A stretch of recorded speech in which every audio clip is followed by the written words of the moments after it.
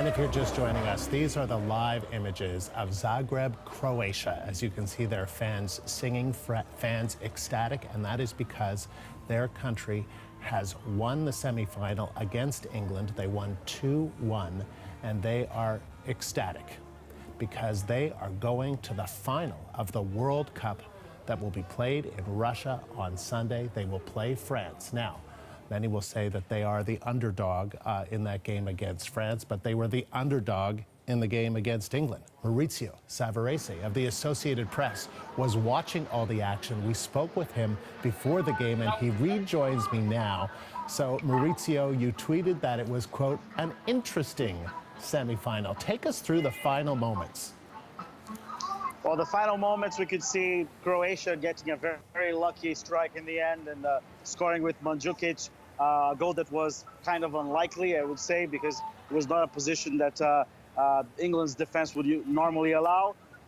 Then we could see England pressing very hard into the final minutes, but also offering the counter to Croatia. So Croatia had chances also to make it 3-1, which also shows how impressive this side is, how resilient it is. It survived two extra times in penalties in two previous games, and in a game they were the underdogs, not as much as some people expected, but the underdogs against England.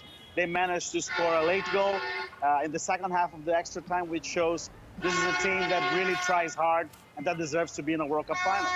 So, Mauricio, you were watching this game, I understand, at a cafe or at a pub. Can you tell me what the atmosphere was like where you were watching? Sure, this is a cafe downtown Saint Petersburg, and half of the crowd was going for England and another part was going for Croatia. In the end, even some Dutch that were sitting next to me, they were cheering for England in the beginning. Then they saw the resilience of the Croatian team and started pulling for Croatia as well. And that showed also that the World Cup is a great thing. I mean, even if you start supporting one team, you can go for the other in the end, especially if there's an underdog story to tell. And I think that was the case today. And so, Mauricio, I just want to let our viewers know as we continue to speak, I know that you're on the streets of St. Petersburg. You're in Russia, where the atmosphere, you can tell from the horns that are honking, their atmosphere must be quite something. But we're also showing our viewers the scene in Zagreb, Croatia, where fans there are still ecstatic because this is historic, right, Mauricio? Croatia has never made it to a World Cup final. What do you think it means for Croatia and Croatians? I think that region of the planet has actually given great footballers to the world. I mean, former Yugoslavia had a lot of great players. I know Czechoslovakia is a country that doesn't exist anymore, but it made 2 World Cup finals. That region of the planet brings great players, and Luka Modric from Croatia is one of these players that will be remembered in decades. Croatians will see him as a national hero.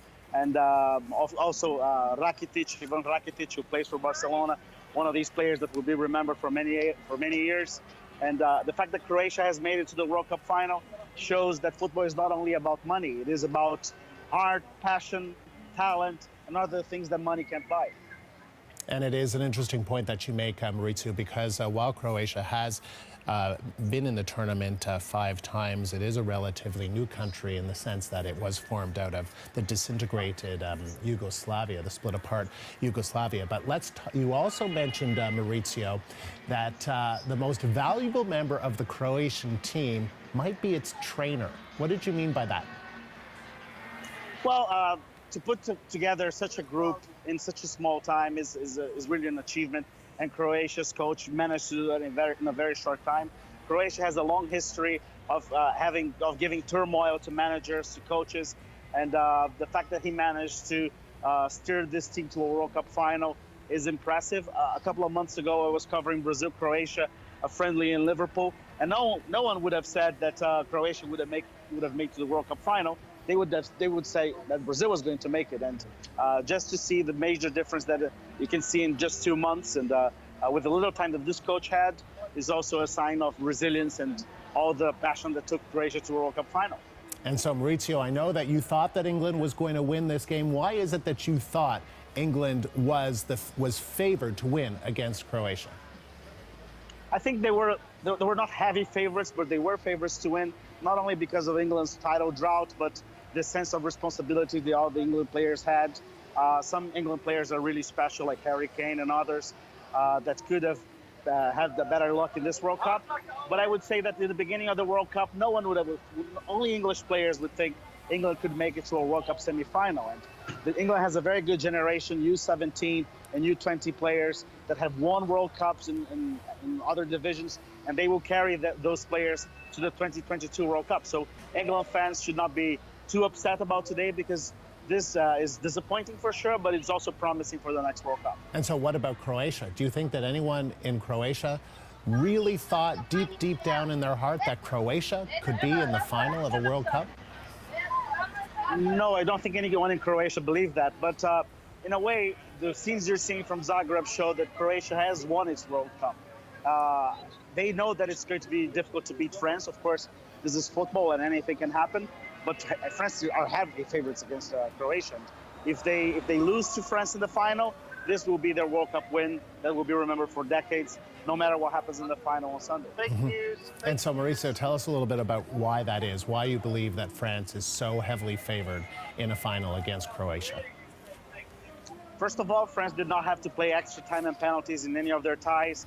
They have beaten teams that were better than the teams that Croatia beat. Belgium is a better team than England. Uruguay is a better team than Russia. So if you compare the teams that Croatia beat and the teams that France beats, there is a major difference.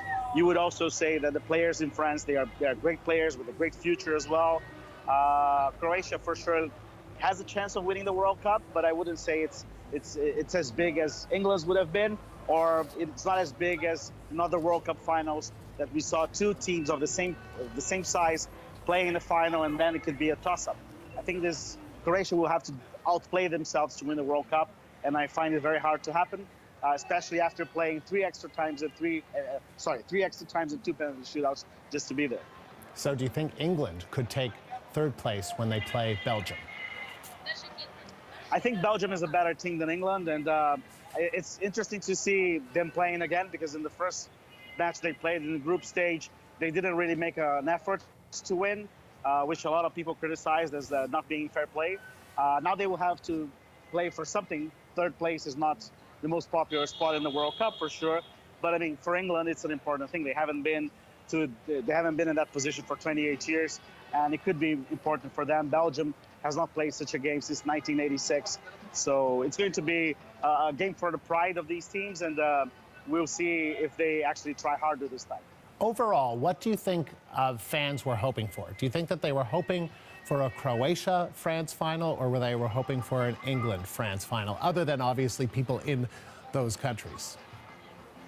Well, as a reporter, I try to cheer for the World Cup in a way. So I would say that the France-Croatia final symbolizes this World Cup a little more. It shows that a team with some tradition managed to get to the final playing nice games and with a good performance as well. And Croatia brings the sort of new order that we saw in this World Cup, with teams rising up and playing at a nice level as well.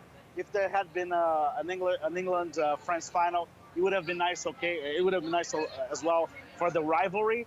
But I think this final is well represented with France-Croatia in the final. Mauricio, appreciate you taking the time. Thank you very much.